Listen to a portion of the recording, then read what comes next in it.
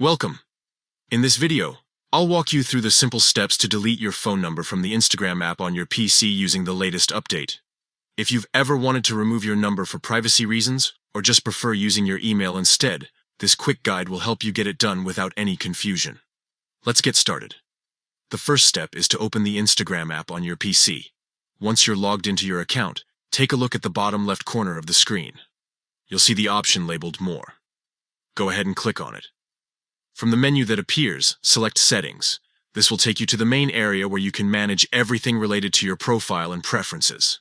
Next, click on Account Center. This is where Instagram brings all your personal information and linked account settings together. Once inside, look for the option called Personal Details. Click on it to move forward. Now you'll see a section labeled Contact Info. This is where your phone number is stored, along with other details like your email. Click on Contact Info and then choose Phone Number. At this point, you're almost done. When your phone number shows up, you'll see an option to delete it. Simply click Delete. Instagram will ask you to confirm this step just to make sure you really want to remove the number. Go ahead and confirm, and your phone number will instantly be removed from your account details. And that's it.